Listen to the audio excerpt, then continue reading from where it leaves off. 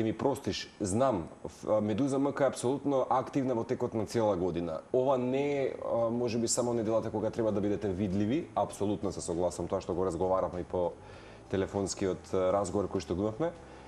Меѓутоа, нели некој пат, ајде, во имено на што се случува, апропо маршот кој што го имате најавено, од таа причина некако беше и соодветно да го имаме, нели, можеби и твоето присуство денеска, или барем некој од Медуза. Меѓутоа ќе ти посакам убаво добре дојде, за прв пат чинам дека можеби си во рамки на нашата утринска, не и последен пат ти ветив и тоа останувам обично доследен на тоа што ќе го ветам и со екипата, дека ќе се обидеме да бидеме на постојана конекција и линија, затоа што вистина, иако сте непрофитна платформа, профитна сте за многу работи други. Она што еве ќе кажам и го последочив кај мојата внука или можеме моето обкружување кое што ја следиме до замака изминатиот период или месеци и вашето работење, така што ќе ви честитам за секоја ваша градација или надополнување на приказната или еволуцијата на Медуза.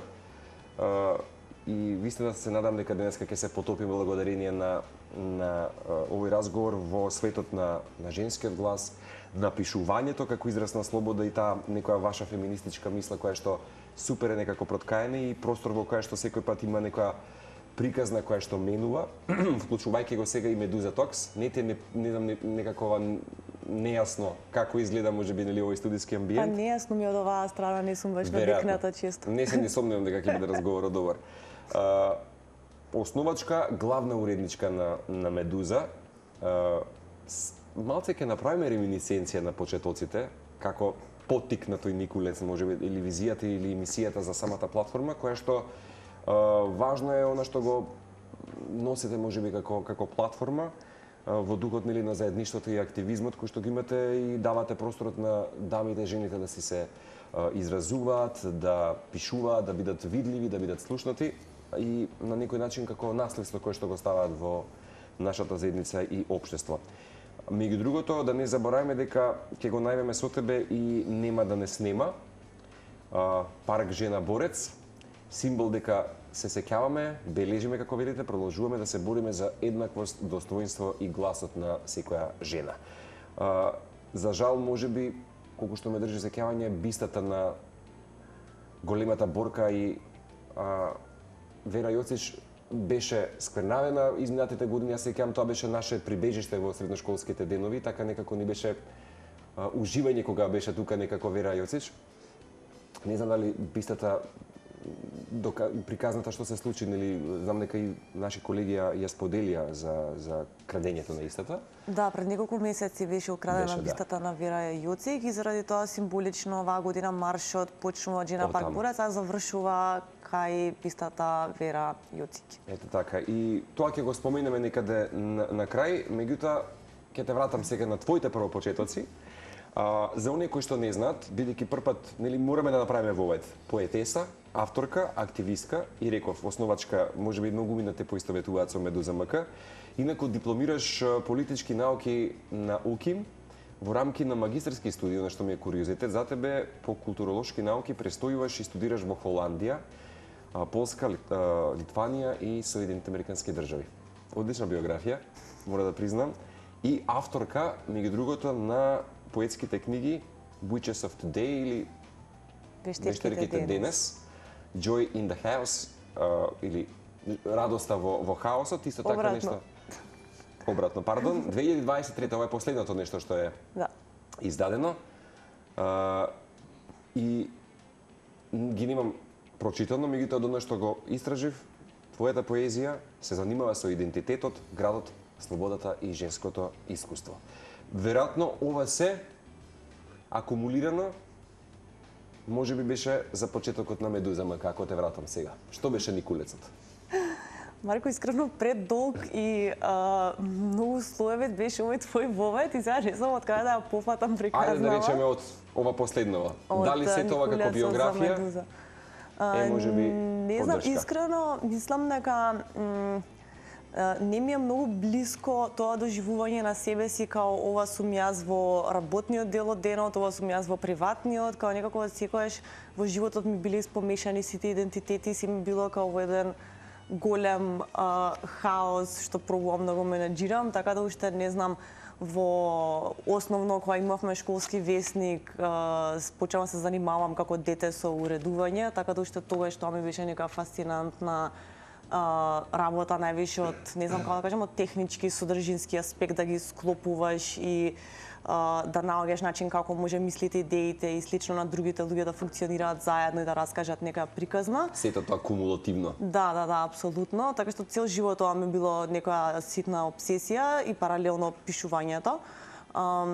Така што тоа било од една страна, од друга страна растејќи како девојка и потоа нели како полека како што сум станувала жена во општество особено, некако станав многу сензитивна на сите начини на кои што е потиснат, маргинализиран женскиот глас, колку искуството е различно, колку равноправноста можеби постои на хартија, но не во реалноста. Не знам, као уште на 13 години почнав да го сваќам кога гледав колку сме сите сексуално вознемирувани, колку ни е тешко и напорно секојдневието, потоа нормално како што растеш, читаш и слично, сваќаш уште ти во колку привилегирана состојба си во споредба со други жени од други групи и слични. Апсолутно. Така што некако тоа така тематски многу почна да ме интересира, да ме еманципира и едноставно стана повторно дел од некој мој искуство, идентитет и слично. И во комбинација со академскиот пат што решив да го одам, кога се вратив после сето тоа во Скопје, не знам, искрено во моментов не можам баш точно да се сетам како почна да се развива приказната, зашто беше некако доста одамна. Затоа што секој пат има простина дегресија, аха момент во животот кој што предизвикува нешто да се создаде. Апсолутно. Мислам дека за мене аха моментот беше дека се вратив свесно во Скопје, затоа што сакав тука да го гледав своето место и својот развој, но меѓутоа не можев да се видам многу себе си во медиумите, не можев да најдам простор за себе, се осеќав као ауткест тотален. И во тој период многу интензивно се ослонував и многу ми помага разноразни феминистички сајтови и слично кои што постоја во регионот. Пред се МУВ кој што постоеше тогаш во Хрватска, значи на хрватски јазик. Меѓутоа, кај нас, иако имаше доста сима историска женска борба, активно феминистичко движење, што е многу живо и силно во јавниот простор, го немаше отсликано баш во дигиталниот свет, кој што во тој период баш онака зимаше замав, особено социјалните медиуми, кои што беа преплавени со сексизам и со мизогинија и со одвратни наративи, коментари за жени и слично. Да, сега зборам за овој простор, што за они си се во дослух еден со друг, реалниот свет, дигиталниот свет и слично. Едноставно во дигиталниот свет не можев да видам доволно простор за таа нека феминистичка мисла и од аспект на историја, традиција, значи текстови што постојат, што може да се преведуваат и слично, но и она активно пишување за секојдневието на девојките, на жените, овде баш од таа перспектива која што е автентична, која што е лична, која што ги носи нашите искуства, проблеми, трауми, задоволства, знаење, што и да е во тој простор. Така што доста наивно, без премногу обмислување, ресурси, истражување, некако влегов во таа приказна и уште од почетокот идејата беше дека Медуза нема да биде единечен глас, туку дека ќе биде мноштво од гласови и уште од тогаш си почнав да си разговарам со многу девојки и жени кои што сметав дека би имале интерес да бидат дел од создавањето на тоа нешто. Така што уште од почетокот така беше како некој групен, како школа, така групен проект што го дигнавме на нозе заедно. И така, ако на почетокот сме биле 3, 4, 5, секоја година сме се повеќе и повеќе, целата содржина практично прави таа што си ја нарекуваме Медуза заедница. Значи јас постојам во тој простор како уредничка, заедно со мене Душица Лазова, која што исто така се бави со уредувањето на текстовите, но практично се што излегува како содржина, како текст на meduza.mk е зад неа стои некоја авторка или автор кој што не нужно се професионалци во тоа поле, не се новинари, писатели и слично, туку едноставно имаат желба да пишуваат на одредена тема и ние влегуваме во еден многу забавен и убав пријателски менторски процес, кај што понекогаш по 3-4 месеци работиме на еден текст за да стигне да биде спремен за објавување и тоа е едноставно еден таков преубав процес кај што преку таа некоја жива размена си ги преиспитуваме самите идеи, тези, она што сакаме да го постигнеме, дали има ризици за одредена тема да се објави, како може да се подобри, како може да се прави фоллоуап, зашто ништо не правиш со објавување на еден текст нормално. И така сега би рекла дека не знам заедницата веќе вклучува некои 40 на 50 на луѓе кои што може да се видат. Па активни, неактивни, не знам, многу интересно, нема конкретна методологија, има луѓе што пишуваат еднаш месечно, има луѓе што еднаш напишале некој текст, па после 3 години следен и сепак некако функционира и платформата, како што кажав, си е таков некој множински глас, е многу ужива и ете, како што кажа, многу се радувам кога ќе слушам дека нечија внука ја следи Медуза.мк. Пополнува се уште некој вакуум кој што за жал се уште постои во јавниот дискурс и за жал се повеќе е присутна мизогинијата и сексизмот во медиумите и на социјалните медиуми, а за физичкиот простор тоа си е скроз друга тема, но како што кажав се поврзани, така што јас сум среќна дека постоиме веќе 7 години, али очигледно е дека ќе треба уште многу години за всушност да ги доживееме поместувањата кои што се многу бавни и мали. Да, имаш чувство дека некој пат можеби декаденцијата можеби апропо да се создаваат вакви платформи, апропо Медуза.мк, беше поради тоа што недоволно беа слушнати жените или во минатото. Имам чувство дека вистина таа заедница денеска е многу присутна, многу жива, чувствителна, да, меѓутоа многу борбена. Ја ужива некоја сега своја слобода, барем за оваа географија тука. Да, мислам, ова се многу интересни процеси затоа што жената глобално, историски, но и особено и на овие простори е борбена. Мислам, тоа е нашата традиција и историја. Меѓутоа, како што знаеме, канонот, било дали тоа е во некоја конкретно професионално поле, да речеме книжевноста, но и било кое научно поле, било која сфера што го изградило општеството е историски изградена од мажи, зашто жените едноставно биле целосно исклучени од тие процеси. Така што тие многу често, како што исто така и знаеме од историјата, тие многу често творели, создавале или работеле рамо до рамо со многу често со своите сопрузи, но на крај ги знаеме имињата на мажите, но не имињата на жените. Така што едноставно жената историски е исклучена од канонот и тоа си влече опашки до ден денес, каде што самите сфери во кои што постоиме се скроени според мерката на мажот, мислам и самите градови и држави се изградени по таа мерка. Така што самиот пробив на жената во просторите кои што порано и биле забранети се доживува понекогаш како нешто борбено или храбро, но и веројатно и во суштина и прави таков вид на процепи, затоа што знае да ги прави нештата на малку поразличен начин. Нели има нешто што го нарекуваме женско писмо, кое што во некоја мера се смета за револуционерно, затоа што едноставно е различно од тоа што го нуди канонот и тој некој класичен машки поглед што многу често ја објективизира жената или ја редуцира на делови од нејзиното тело наместо да ја представи како целосно човечко битие. Имено, да, на страницата, кога ќе се појде на Медуза, има категорија за нас, директно се цитира идејата на женското писмо. Таму стои, жените мора да пишуваат за себе си, жените мора да пишуваат за другите жени. Овој цитат е од есеот на смењето на Медуза, на француската филозофка Хелен Сиксу, еден од можеби непознатите, јас би рекол, она што можев да истражам и текстови како што вие велите во феминистичката теорија.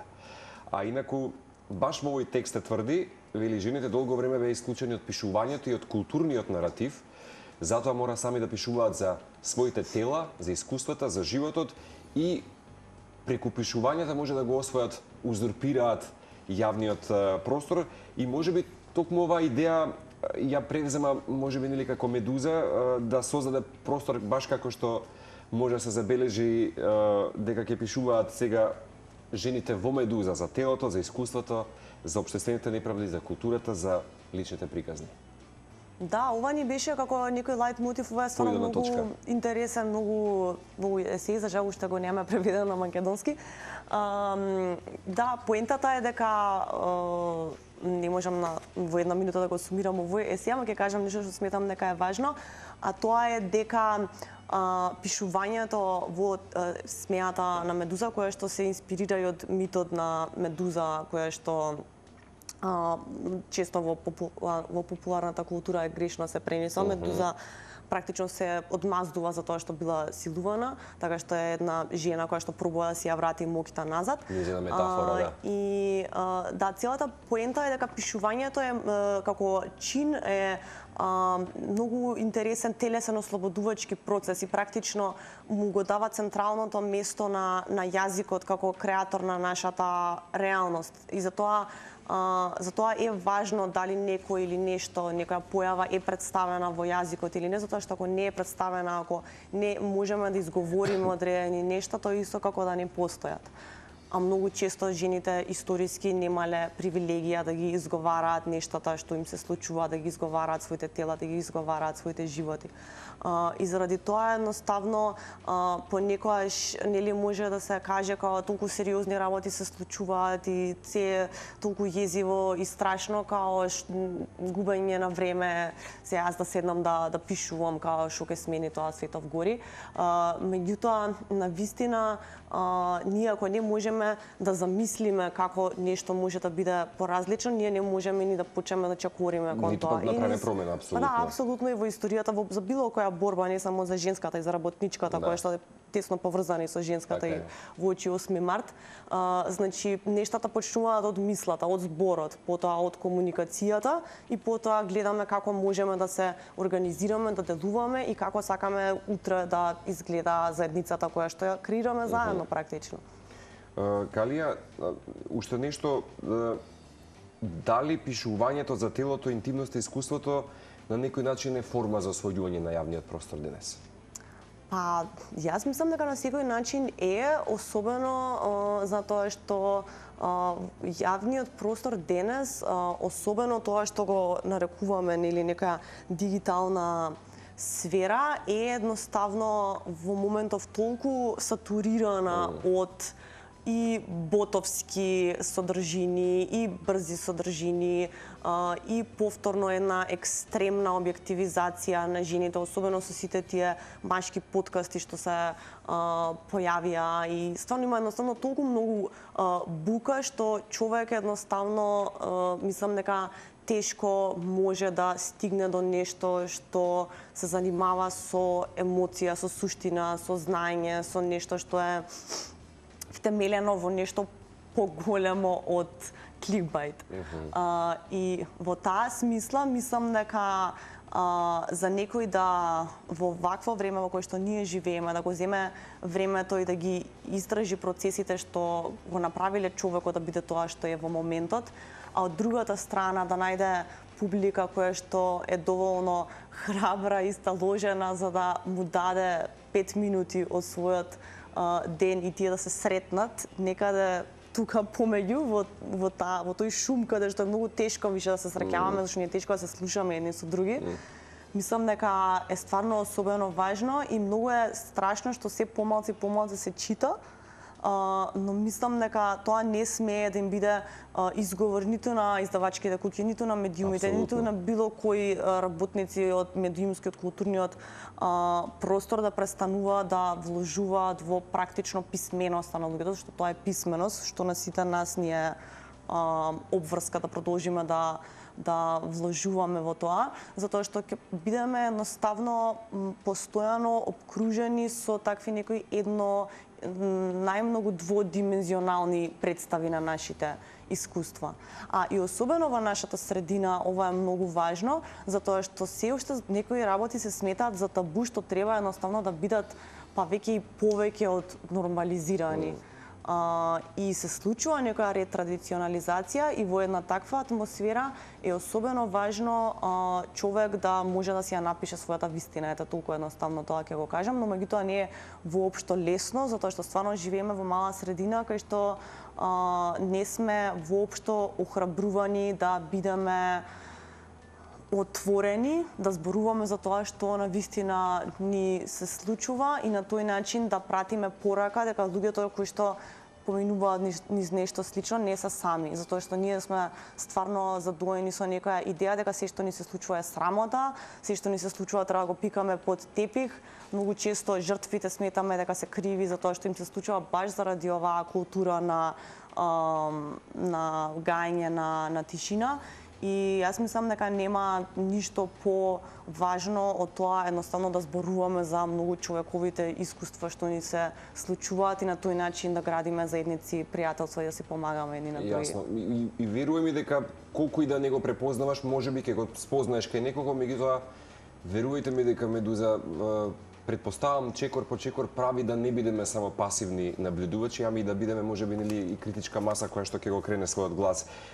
Дали апропо сега женското писмо кое што го споменавме е стил на пишување или перспектива од која се гледа светот? И во концептот или апропо дека се споменува женското писмо, ако денеска те прашам што би значило денеска во современ контекст тоа?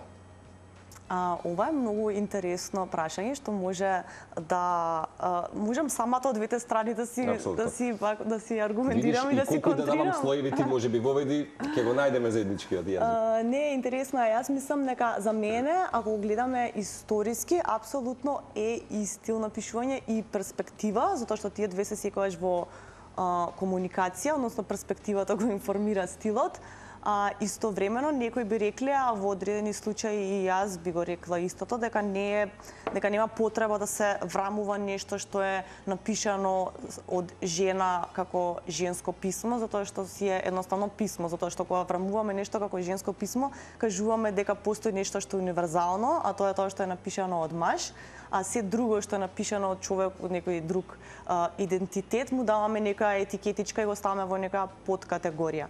Меѓутоа важно е да историски ни било важно како жени да го обзнаниме тоа што сме го добиле како наследство од жените кои што пишувале кога тоа било помалку достапно за нив и слично, и да биде ставено во таква некоја подкатегорија како женско писмо, за ете баш така да ги систематизираме перспективите, стиловите кои што нас не се поблиски, затоа што многу често е пример за по практичен пример. Например, ти како средношколка, не ти, јас како средношколка која што е интересирало пишување и читање, сум била многу изгубена во лектирите кои што единствено ја прикажувале машката перспектива, затоа што сите автори што сме ги читале во средно, сите, биле мажи. И потоа, кога почнуваш да откриваш некоја инаква книжевност, и практично почнуваш да си го градиш и сопствениот глас, затоа што конечно читаш книжевност која што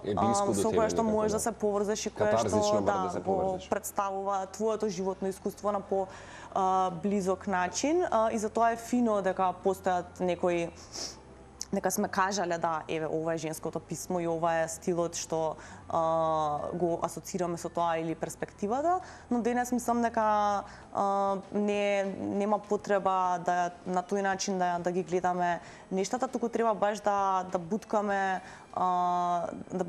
кон тоа да не постои универзален модел, него едноставно да работиме кон тоа мноштво на перспективи, гласови и слично. И да има неконвенционален пристап меѓу другото. Да, апсолутно. И тие едноставно сите заедно да го збогатуваат тоа што го нарекуваме современо творештво, да речем. И знаеш дека ни помина речиси 25 минути од разговора, така што ни стануваат уште само неколку, ама сигурно нели ќе се гледаме, ти ветив.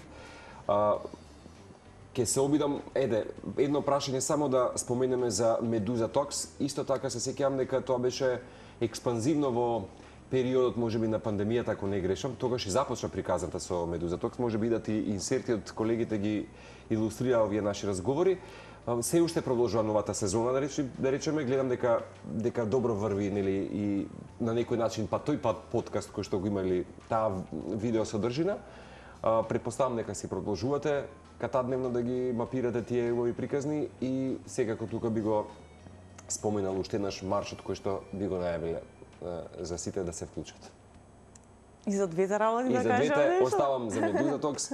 Дали си вака задоволна можеби од создавањето и креирањето, па Искрено Медуза Токс ми е малку болна точка, затоа причина? што не се шалам, не ми е болна точка, јас уживам да водам екстензивни интересни разговори со луѓе, тоа ми е една од омилените нешта во животот, меѓутоа Медуза, како и многу женски колективи, организации и слично, функционира со многу малку луѓе, многу малку ресурси, се е едноставно тоа некој, не знам, креативен пристап кон нештата за да всушност може да се отстварат.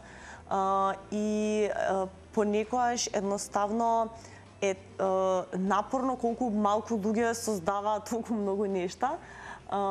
И затоа и Медуза Токс ги правам со една сезона, има 10 епизоди, па правам доста пауза измеѓу за да можам да се рекуперирам од тој процес. Меѓутоа, вајде тоа што ми е најважно да го кажам е дека за сите што сакаат да гледаат таков вид на разговори кои што се малце повлегуваат, малце повеќе во суштината на нештата, тие си се екстензивни, да, достапни си се на YouTube на Медуза платформ.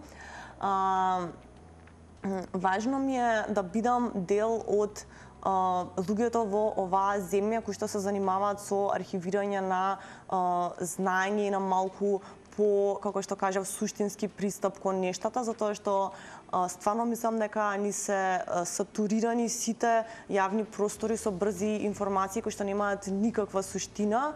А мислам дека во оваа земја има толку многу брилијантни луѓе од сите можни генерации, од многу сфери и слично, кои што се онака толку бутнати на маргините и не добиваат никаква можност да бидат дел од тоа колективно еманципирање, создавање на знаење, на архиви, на тоа кои сме ние и што сме правеле во овие 34 или колку и да се години. Што едноставно, да, тоа ми е важно, едноставно сакам да бидам дел од луѓето кои што отвараат простори за се уште да имаме каде, како и зашто да разговараме едни со други, така што веќе имам зад мене 25 епизоди од тоа и искрено топло ги препорачувам, зашто мислам дека сите гости и теми се онака нешто што не е баш лесно на македонски јазик да се најде во моментот. Да, искрени. И ќе потсетиме уште еднаш. Да, маршот. Да, се среќаваме во Очи 8 мартовскиот марш. Спомнавме на почетокот дека да понекогаш е неблагодарно што пробуваме да зборуваме за премногу работи во март, како другите месеци од годината да едноставно исчезнуваат овие теми од медиумскиот простор. Меѓутоа, мене секоја година, ама оваа година особено, ми е важно да испратам порака на сите луѓе кои што можат да им кажам дека имаат обврска да дојдат на марш за женски права, слобода, достоинство и така натака. Оваа година го носи името Нема да не снема.